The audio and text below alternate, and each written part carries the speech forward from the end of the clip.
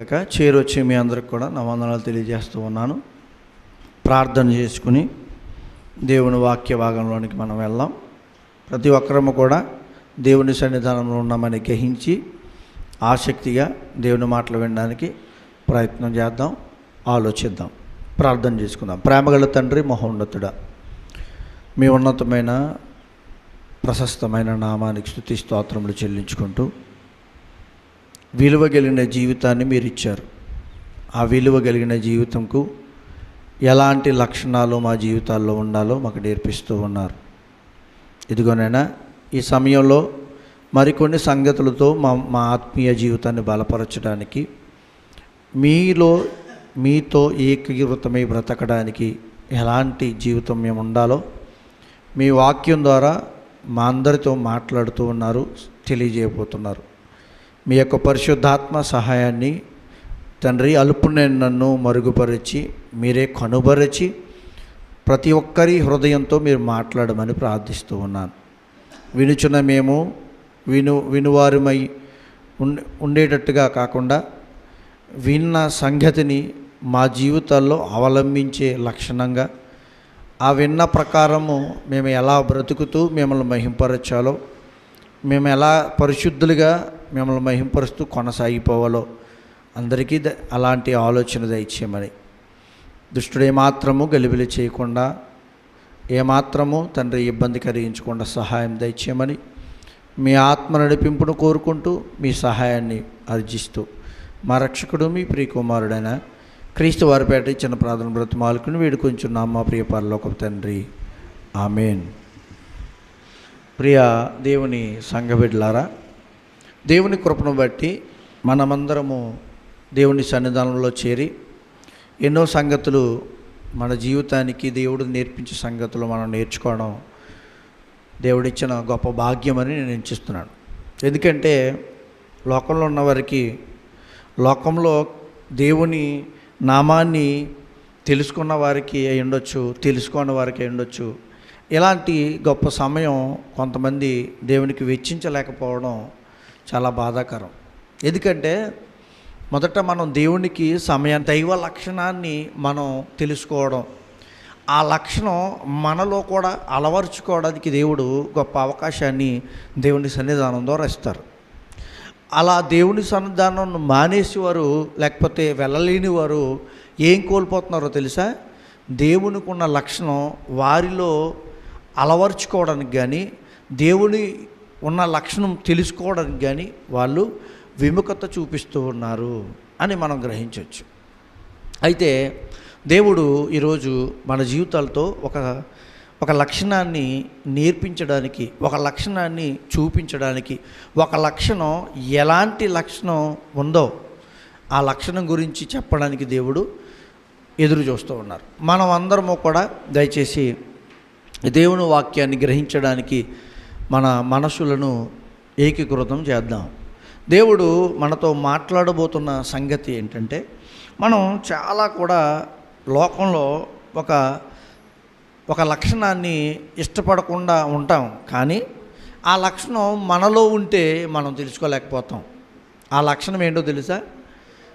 అసూయ. ఈ లక్షణం ఏంటో తెలుసా?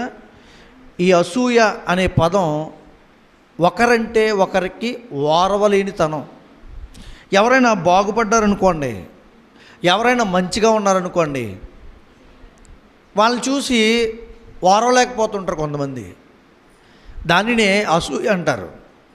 ఈ అసూయకి పర్యాయ పదాలు కొన్ని ఉన్నాయి. ఏంటో తెలుసా?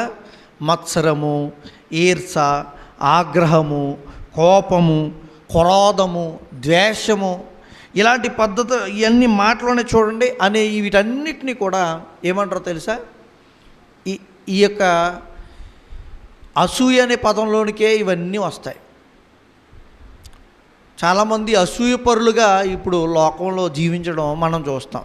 మనమే అంటుంటాం కొంతమందిని ఒక్కొక్క సందర్భాల్లో, ఎరా ఇంత అసూయతో నువ్వు బ్రతుకుతున్నావా అని, ఏంటి ఇంత అసూయ కలిగి ఇంతకాలం నువ్వు బ్రతుకుతున్నావా అని అంటుంటారు. అసూయ చాలా ప్రమాదకరమైంది.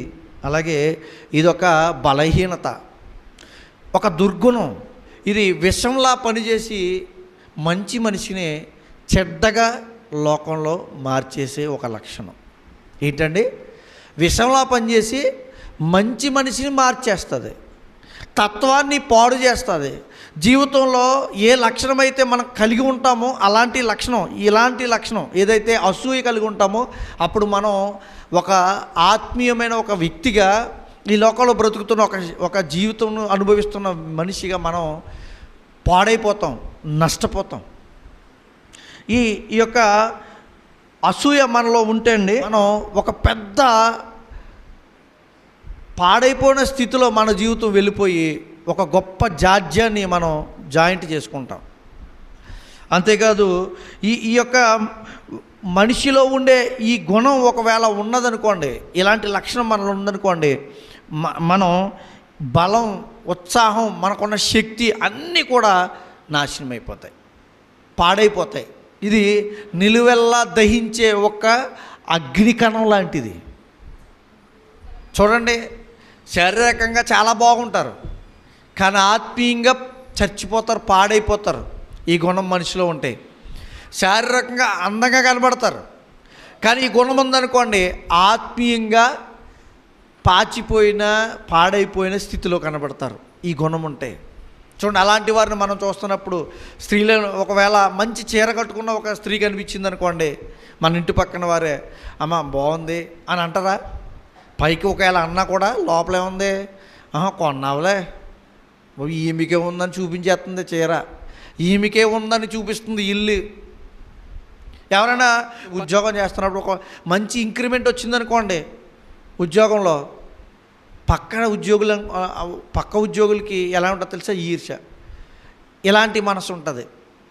వాడు బాగుపడిపోతున్నాడు, వాడికి మంచి అన్ని అవకాశాలు వచ్చేస్తున్నాయి, అసూయ వచ్చేస్తుంటుంది. ఒక మంచి ఇల్లు కట్టుకున్నారనుకోండి, వీడికే ఉందేంటి ఇల్లు,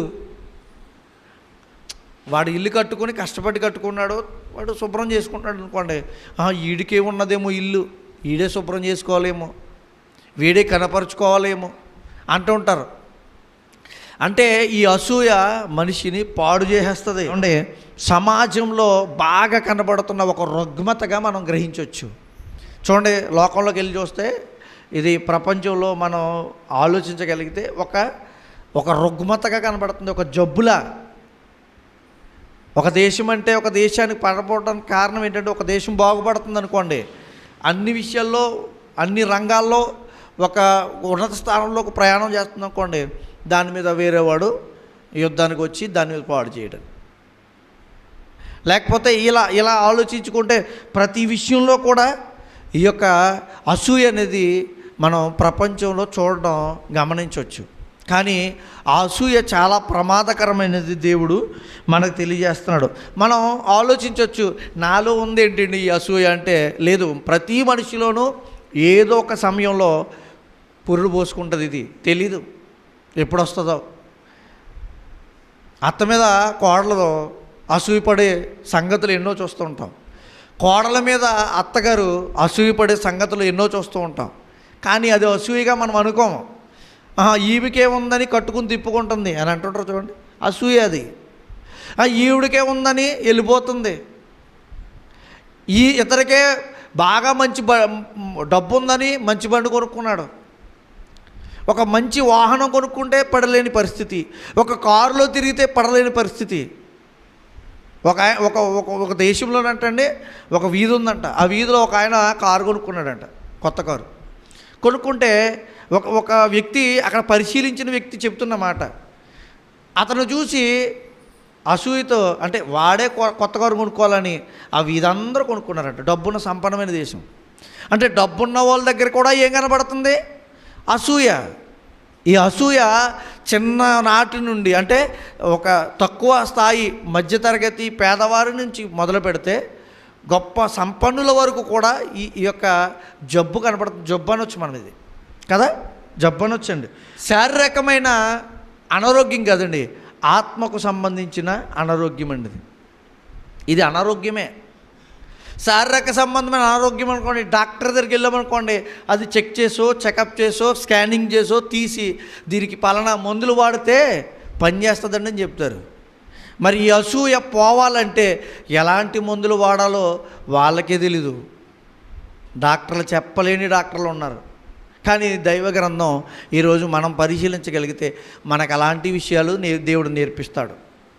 చూడండి, ఈ అసూయ అనేది ఆత్మను, లేకపోతే ఏదో తెలియని బాధలు పెట్టేస్తుందండి. దాన్ని పాడు చేసేస్తారు మన మనిషిని. ఈ అసూయ ఒకవేళ మనలో ఉందనుకోండి, మన జీవితాల్లో మనం చూసామనుకోండి, మనం కనబరుస్తున్నాం అనుకోండి, మనం గ్రహించగలిగితే మనం ఎప్పుడైనా పాడైపోతామనే ఆలోచన మనకు రావాలి. ఎందుకంటే తెలుసా, ఇది మన లోపల ఉన్న ఈ ఆత్మీయ పురుషుడు అని ఉంటారు చూడండి. శారీరక పురుషుడు అంటే శరీరం, ఆత్మీయ పురుషుడు అంటే లోపల కనబడని ఆత్మ. ఆ ఆత్మను కృషింపజేస్తుంది. అంతేకాదు మనిషి జీవితం పాడైపోవడానికి, నాశనానికి వెళ్ళిపోవడానికి ఇది కారణమవుతుంది. అందుకే దేశం మీద దేశం, కుటుంబం మీద కుటుంబం, వ్యక్తి మీద వ్యక్తి గొడవలు రావడం మనం చూస్తాం. ఎందుకంటే అసూయ సమస్తమైన కీడులకు మూలమైపోద్ది. జాగ్రత్త. అందుకే దేవుడు ఒక మాట అంటున్నాడండి. ఏంటో తెలుసా, ఎలాంటి మనస్సు మనకు ఉండాలో తెలుసా? చూడండి, సాత్వికమైన మనస్సు మన ఆత్మీయ జీవితానికి జీవాన్ని ఇస్తుందంట. సామెతల గ్రంథము 14వ అధ్యాయము 30వ వచనం. సామెతల గ్రంథము 14వ అధ్యాయము 30వ వచనాన్ని చదువుదాం. సాత్వికమైన మనస్సు శరీరమునకు జీవమును, మత్సరము ఎముకలకు కుళ్ళు. మత్సరమన్నా అసూయన్నా దగ్గర పర్యాయ పదాలని చెప్తున్నాను. సాత్వికమైన మనస్సు అంట జీవాన్ని ఇస్తుందంట, ఎక్కువ కాలం బ్రతకడానికి. అలాగే మత్సరముకు ఎముకలకు కుళ్ళంట, అంటే ఎముకలు పాడైపోతాయి. ఎముకలంటే చూడండి, చాలామంది కొన్ని జబ్బులు ఇప్పుడు లోకంలో చూస్తే ఎన్ని జబ్బులు వస్తున్నాయో మనకు తెలియట్లే. ఆ జబ్బులకు పేర్లు పెట్టడానికే సరిపోవట్లేదు మనిషి. మొన్న ఒక వ్యక్తి చెప్తున్నప్పుడు వింటున్నాను, ఎముకలకి ఒక సంబంధమైన జబ్బు వస్తుందంట. ఇప్పుడు మనిషిల ఎముకల్లో శక్తి తగ్గిపోతుంది. ఎందుకు? చిన్న యాక్సిడెంట్ అయితే పడితేనో ఇరిగిపోతున్నాయి. అంటే అర్థం ఏంటి? శక్తి తగ్గిపోతుంది అంటే ఇరిగిపోతున్నాయి, లేకపోతే పాడైపోతున్నాయి అంటే శక్తి తగ్గిపోతుంది. అలాగే ఈ అసూయ అనేది మన జీవితంలో మనకు ఉన్నదనుకోండి, ఇది ఎముకలన్నట కుళ్ళు లాంటిదంట. చూడండి, అసూయపరుడుగా మనం బ్రతికితే ఎవరినైనా ఏదైనా మంచి పొందుకున్నారని మనం కూడా అది పొందుకోవాలని ముందు తాహతపడి కష్టపడకుండా దాన్ని పొందుకోవాలని ముందుకెళ్ళామనుకోండి, ఏమైపోతాం? తప్పుడు దారుల్లో ప్రయాణం చేయాలి, నాశనం అయిపోతాం. ఎముకలకు కుళ్ళు అంటే అది. ఎముకలు మన జీవితంలో ఎముకలకు కుళ్ళుగా ఈ యొక్క అసూయ ఉంటుంది. అందుకే అంటున్నాడు, సాత్వికమైన మనసు కలివారే మీరు. అందుకనే సాత్వికులు ధన్యులు, వారు పరలోకాన్ని స్వతంత్రించుకుంటారు.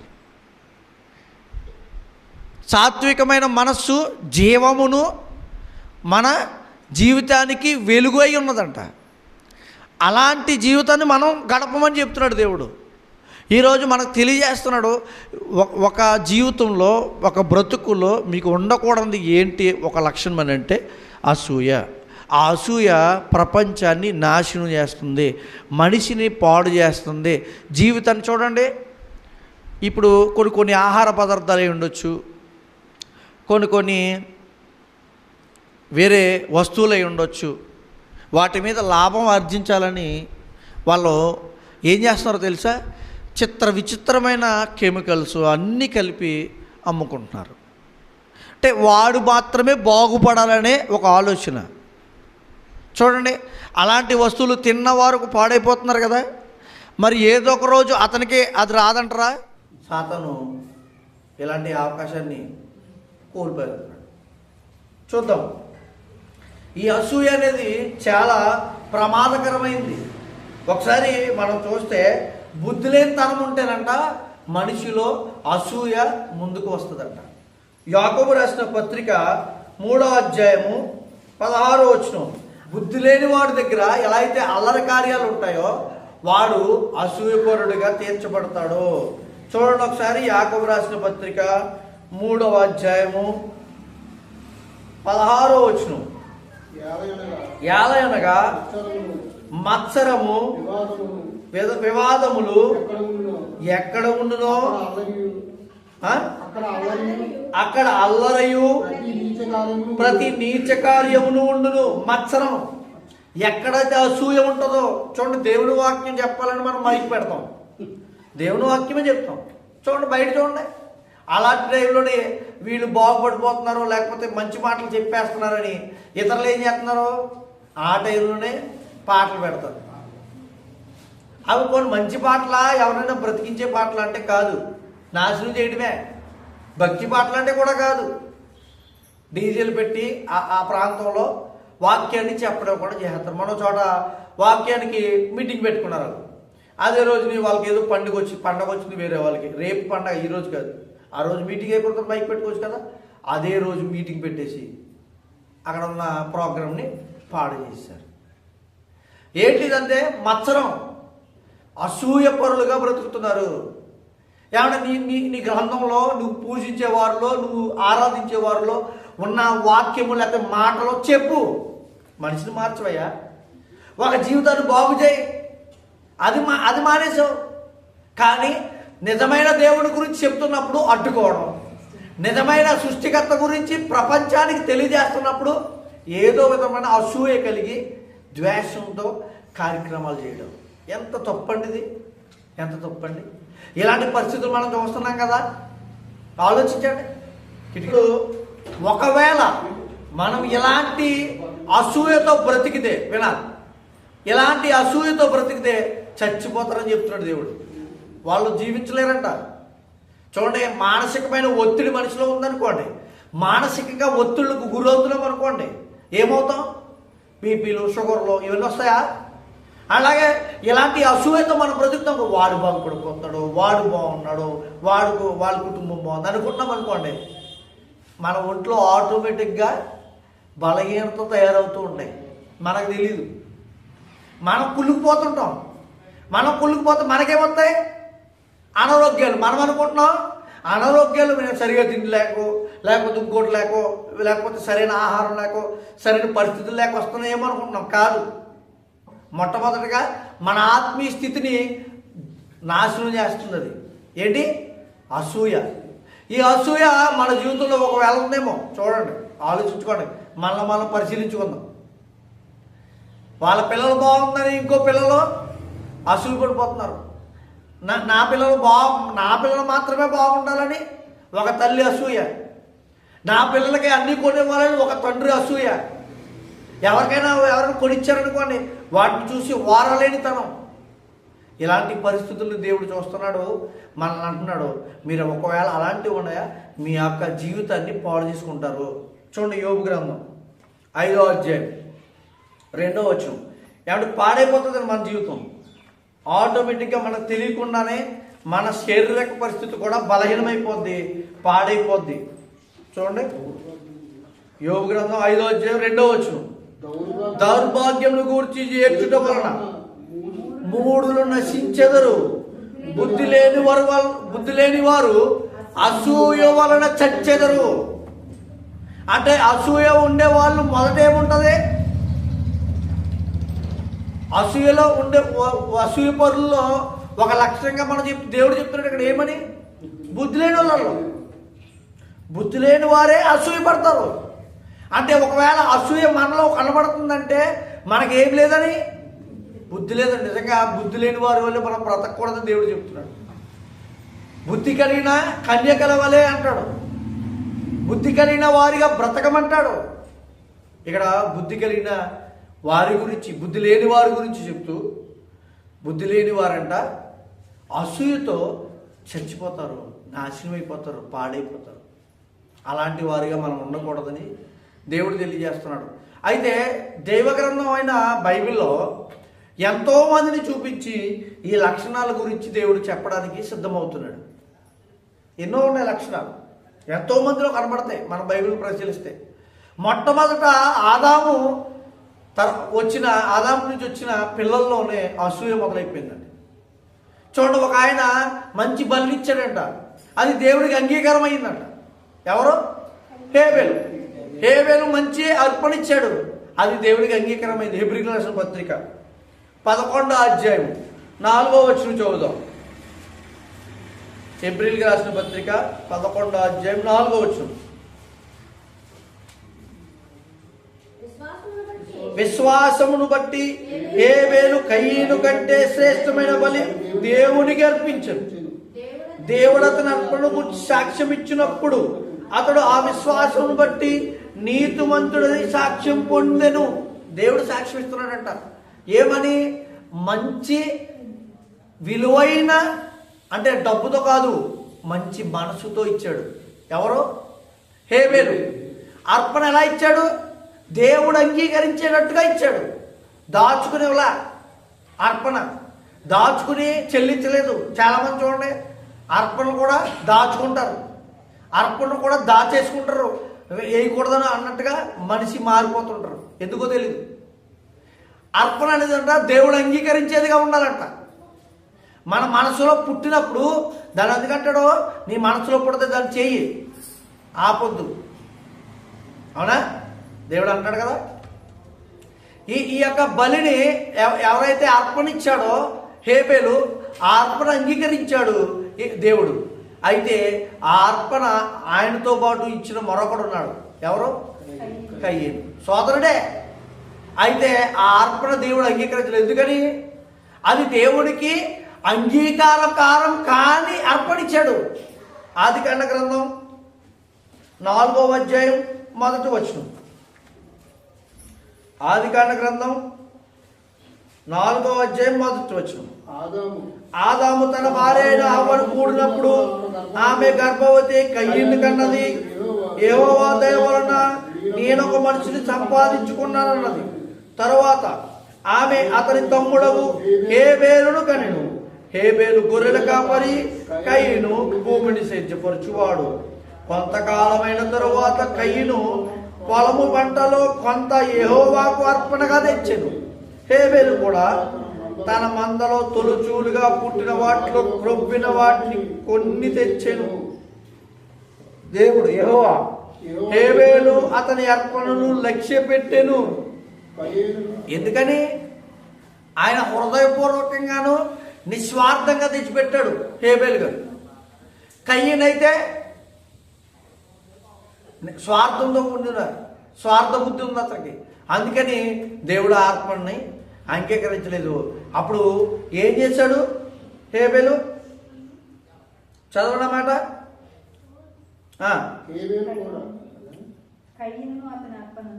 కయీనును అతని అర్పణను ఆయన లక్ష్య పెట్టలేదు.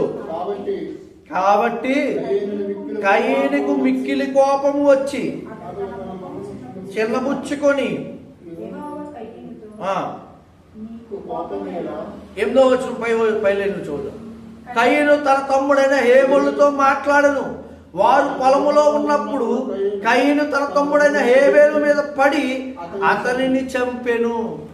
ఇక్కడ మొట్టమొదట పిల్లల్లో మొదలైన ఈ జాడ్యం, ఈ అసూయ, నా అర్పణ ఎందుకు అంగీకరించకూడదు, నా తమ్ముడు అర్పణ ఎందుకు అంగీకరించాలని మొదలు పెట్టుకున్నాడు.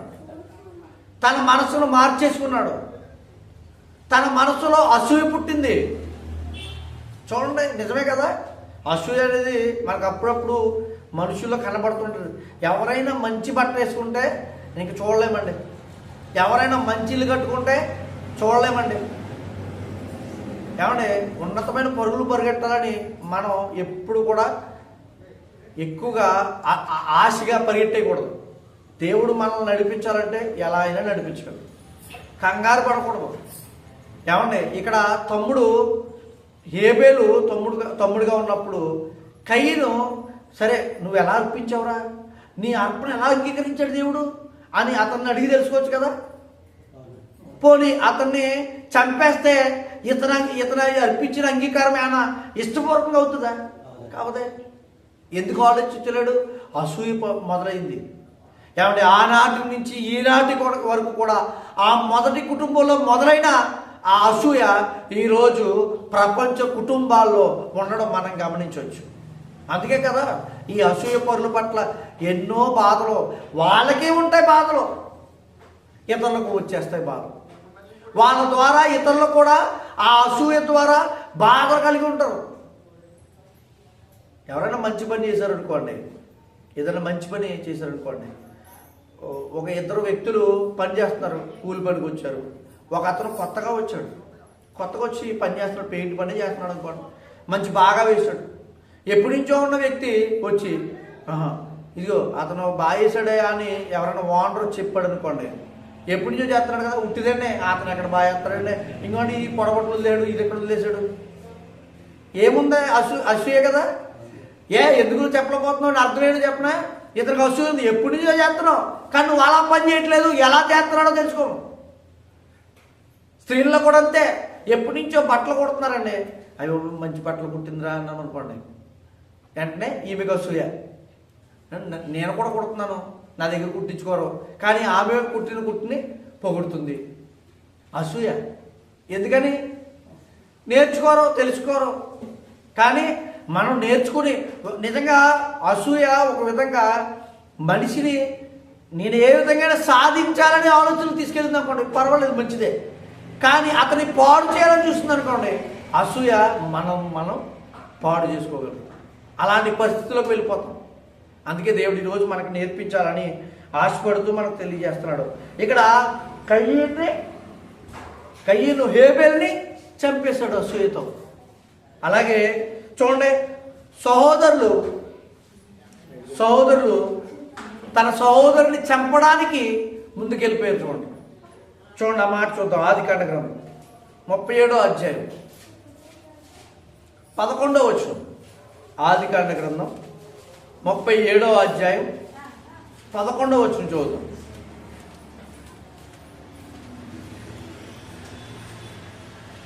అతని సహోదరులు అతని యందు అసూయపడరి. ఎవరు? యోసేపు, యాకోబు కుమారులు. ఎవరి పట్ల? యోసేపు పట్ల. ఎందుకని?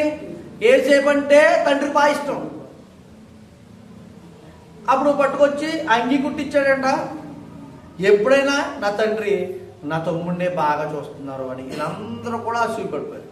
ఆ అసూయ ఎక్కడ దారితీస్తుంది తెలుసా? చంపడానికి కారణమైపోయింది. తీసుకెళ్లారు, కొట్టారు, ఎక్కడో గుంతలో పడేశారు.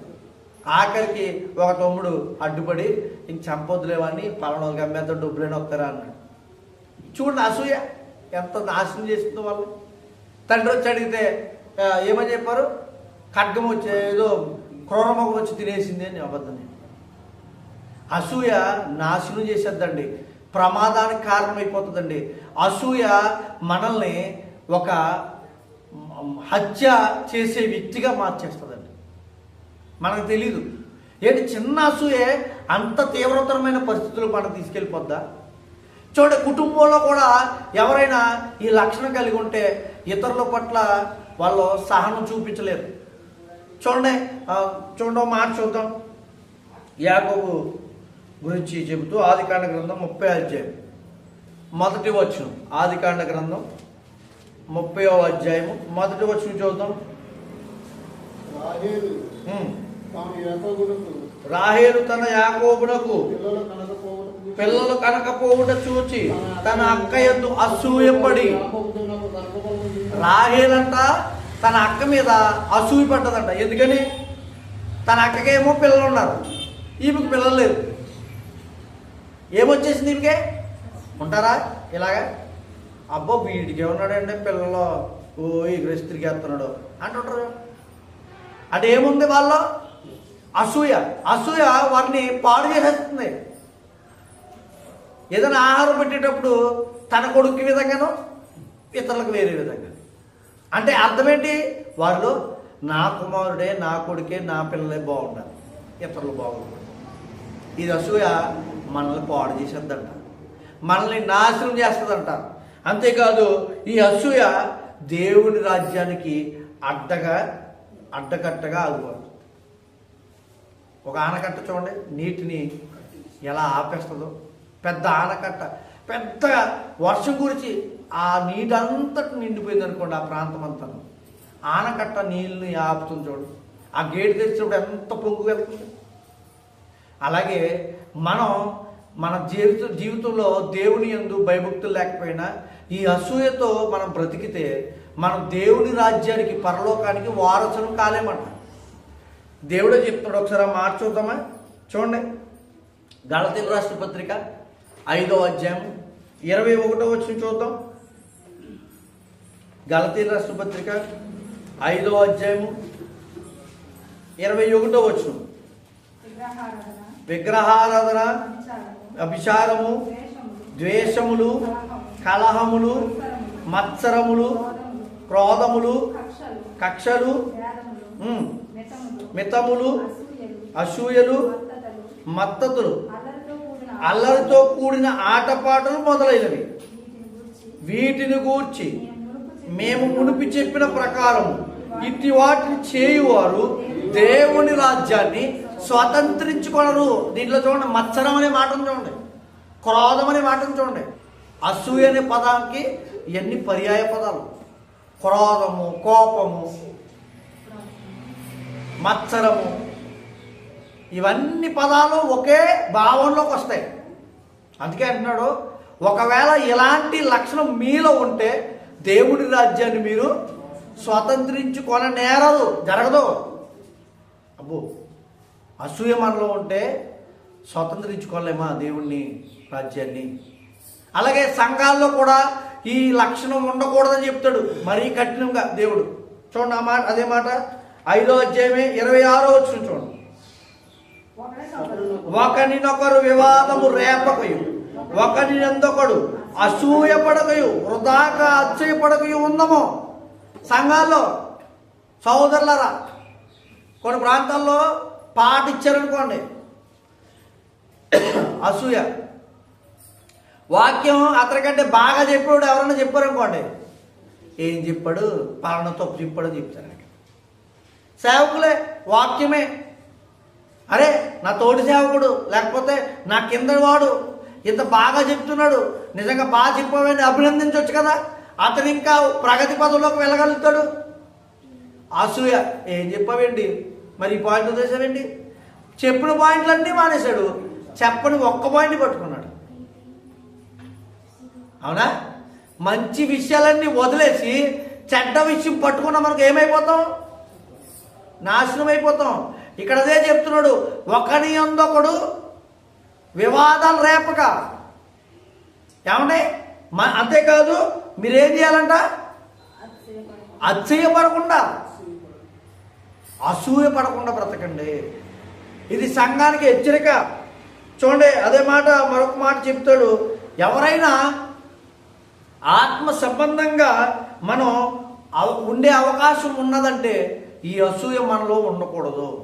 ఆత్మ సంబంధమైన జీవితం మనలో ఉన్నదంటే ఈ అసూయ అనేది మనలో ఉండకూడదు. కొరింథీయులకు రాసిన మొదటి పత్రిక 3వ అధ్యాయము 2వ వచనం చూడండి. కొరింథీయులకు రాసిన మొదటి పత్రిక 3వ అధ్యాయము 2వ వచనం. అప్పట్లో మీకు బలము చాలకపోయినందున పాలతోనే మిమ్మును పెంచితిమి గాని అన్నముతో మిమ్మును పెంచలేదు. మీరికను శరీర సంబంధులై ఉండుట వలన ఇప్పుడు మీరు బలహీనులై ఉన్నారు కారా? మీలో అసూయ కలహము ఉండగా మీరు శరీర సంబంధులై మనుషురీతగా నడుచుకుని వారు కారా? అంటే మీలో ఇంకా శరీర సంబంధమైన క్రియలు ఉన్నాయా? మీరు ఎలాంటి వారు? మీరు ఆత్మ సంబంధమైన వ్యక్తులుగా మీరు లేరు. దేవుడు అంటున్నాడు, ఆత్మ సంబంధమైన వ్యక్తులుగా మనం తీర్చిదిద్దాలని ఎంతో ప్రయత్నం చేసి వాక్యాన్ని నేర్పించి దేవుని మాటలు మనకు చెప్పి మనల్ని తీర్చిదిద్దడానికి ఆయన ప్రయత్నం చేస్తుంటే ఇంకా మనం ఎక్కడున్నాం? ఇలాంటి వాటిలోనే అసూయ, క్రోధము, కోపము, వీటన్నిటి దగ్గర ఆగిపోయి మనం దేవుని రాజ్యానికి వారసులం కానేరక, అంతేకాదు మనం భ్రష్టులమైపోతున్నాం. అందుకే అంటున్నాడు, మీరు ఒకవేళ ఇంకా శరీర సంబంధులుగానే బ్రతుకుతున్నారా, ఆత్మ సంబంధులుగా ఎదగలేదా? ఎప్పుడు అవుతారండి?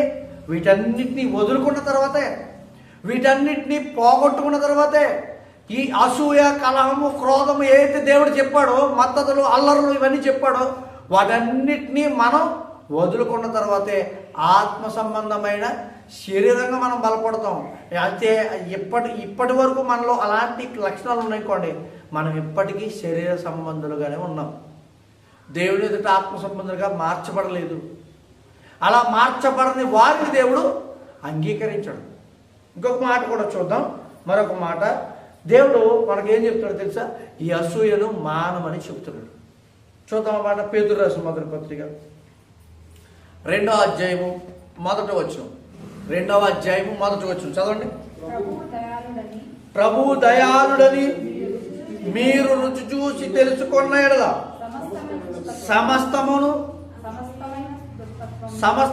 దుష్టత్వమును, సమస్తమైన కల్మషమును, వేషధారణయు, అసూయయు. సాతాను చూడండి, ఇప్పుడు మన మీద అసూయ వచ్చేసింది. దేవుడు వాక్యం వినిపించాలనుకుంటున్నాడు అనుకోండి, దేవుడు కరెంట్ తీసేసింది. ఒకటి బయట కరెంట్ బయట వాళ్ళకి పట్టలేదు, రెండవది ఎవరైనా యూట్యూబ్లో వినడానికి వెళ్ళి ఓట్ చేసుకుంటాం, అది కూడా అయిపోయింది. అసూయ చూడండి ఎంత పాడు చేస్తుందో. ఈ లక్షణం ఎవరిదే? సాతానుది, దేవునిది కాదు. దేవుని దగ్గర అసూయ లేదు. అందుకే ఆయనకి లేని లక్షణాన్ని మనం ఏం చేసామంటే తగిలించుకున్నాం. ఎక్కడి నుంచి అంటుంటారు పెద్దలు, ఈ జాజ్యం ఎక్కడి నుంచో తగిలించుకొచ్చావేంట్రా, తల గుర్రించుకున్నాం. కొంతమందిని వ్యక్తులు చూసినప్పుడు గుండు, అరగుండ్లు, లేకపోతే కటింగ్లు, గీతలు ఇవన్నీ పెట్టినప్పుడు ఈ జాజ్యం ఎక్కడి నుంచి తగిలించుకున్నారో అంటుంటారు. ఫ్రెండ్స్ దగ్గర నుంచో లేకపోతే బంధువుల దగ్గర నుంచో తగిలించుకొని వస్తుంటారు పిల్లలు కొంతమంది అంటారా. అలా తగిలించుకున్న లక్షణం ఇది. మనల్నేమో దేవుడు పుట్టించాడు కదా, పరిశుద్ధులుగా పవిత్రులుగా ఉండడానికే మనం పుట్టించాడు. కానీ మధ్యలో మనం తగిలించుకున్నాం ఇవన్నీ, ఈ లక్షణాలన్నీ ఎక్కడెక్కడి నుంచో నేర్చుకున్నాం. మొట్టమొదట ఏ వ్యక్తి నుంచి బయటకు వచ్చినాయి ఇవంటే సాతాను అనే అపవాది నుంచి ఇది బయటకు వచ్చినాయి. వాళ్ళలో ఉన్న లక్షణాలు మనుషుల్లోనికి చొప్పించాడు. ఎప్పుడైతే వాడు చెప్పించాడో దేవుడు చెప్తున్న మాట స్పీడ్గా అర్థం మానేస్తుంది. సాతాను మాట మాత్రం ఊరంతా తిరిగి వచ్చారు. నిజమంట గుమ్మం దాక్కముందే అబద్ధం చుట్టూ తిరిగి వచ్చిందంట దేశం. అలా ఉంటుంది విషయం. అంటే దేవుని మాట ఏమో స్లోగా ప్రబలుతూ ఉంది. సాతాను తప్పుడు ఆలోచనలు, తప్పుడు మాటలు మాత్రం ప్రపంచం అంతా తిరిగేస్తున్నాయి. చదివారా మాట? మళ్ళీ ఒకసారి మాట చదువుదాం. పేతురు రాసిన మొదటి పత్రిక 2వ అధ్యాయం 2వ వచనం. ప్రభువు దయాళుడని మీరు రుచి చూచి తెలుసుకున్న ఎడల సమస్తమైన దుష్టత్వమును, సమస్తమైన కపటమును, వేషధారణయు, అసూయయు, సమస్త దూషణ మాటలను మాని. చూడ కొంతమంది మాటలు నోటుకు వచ్చినట్టు మాట్లాడతారు. ఇవన్నీ మానేమంటున్నాడు. ఎందుకని? కొత్తగా జన్మించిన శిశుల వలన పోలిన వారై నిర్మలమైన వాక్యమును పాల వలన రక్షణ విషయంలో ఎదుగుదము నిమిత్తము. ఏమంటే రక్షణ విషయంలో ఎదగాలంటే మనకి ఈ లక్షణం ఉండకూడదంట. మనం దేవునిలో బలపడాలంటే ఈ లక్షణం ఉండకూడదంట. దేవుని రాజ్యాన్ని స్వతంత్రించుకోవాలంటే ఈ లక్షణం మనలో ఉండకూడదు. మరి ఈ లక్షణాన్ని మనం తీసేయాలంటే ఏ ఆయుధం కావాలి? ఒకసారి ఆలోచించండి. ఈ లక్షణం పోగొట్టాలంటే ఎలాంటి కత్తి పట్టుకోవాలి? ఆ కత్తి పేరేంటి? ఏమంటే ఈ లక్షణం మనలో తీసేయాలంటే, కోసేయాలంటే ఏ ఆపరేషన్ బ్లేడ్తో లాగాలి దాన్ని? ఒక బ్లేడ్ ఉందంట, ఒక ఆయుధం ఉందంటున్నాడు దేవుడు. ఆ ఆయుధాన్ని ఒకసారి చూద్దాం. అది కొరింథీయులకు రాసిన మొదటి పత్రిక 13వ అధ్యాయం 4వ వచనం. కొరింథీయులకు రాసిన మొదటి పత్రిక.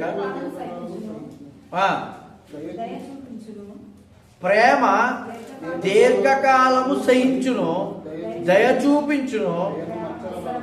ప్రేమంట మత్సరపడదు.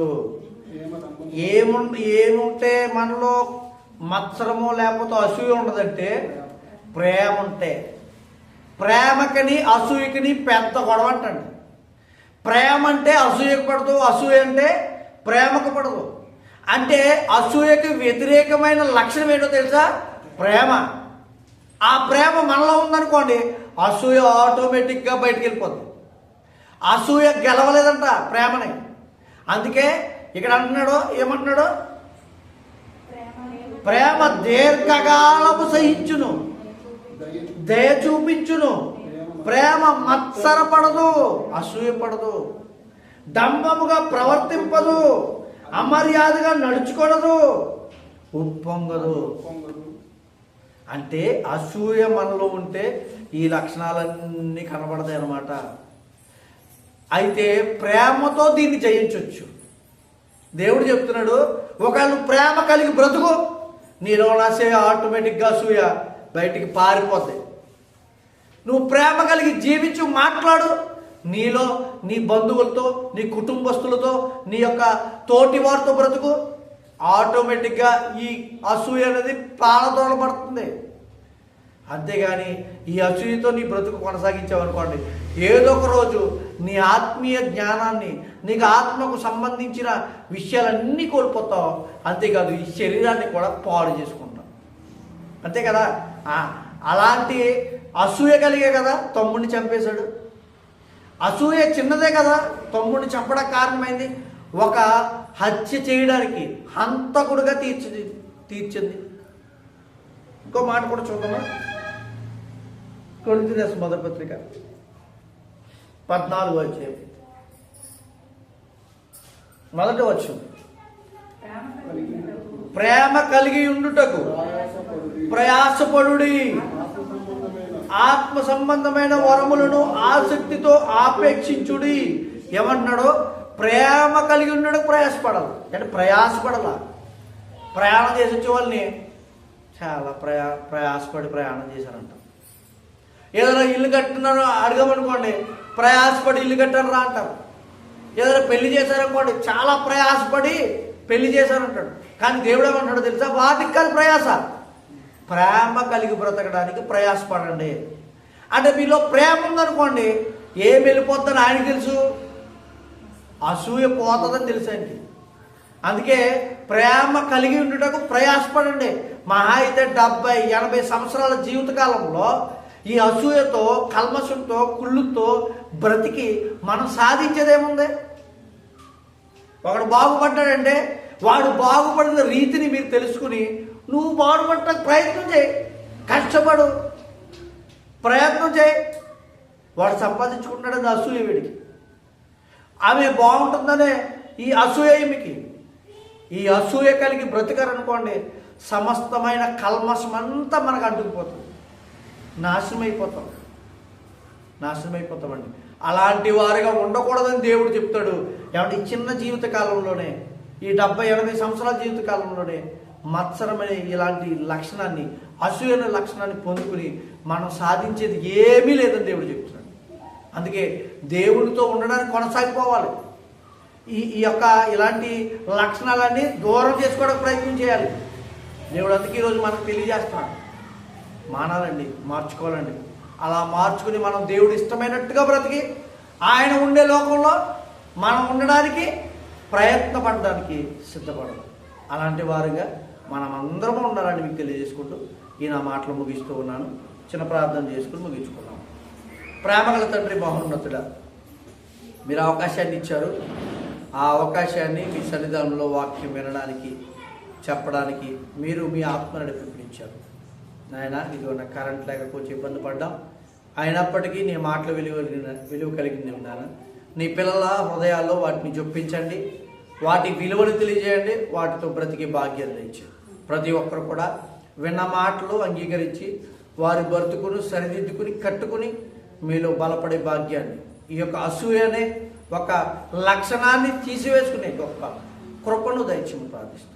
మాలో ఏమైనా తెలిసి తెలియక అపరాధులు క్షమించమని, సహాయం తెచ్చమని యేసుక్రీస్తు వారు పెట్టించిన ప్రార్థన బ్రతుమాలకు వేడుకొచ్చున్నాము తండ్రి.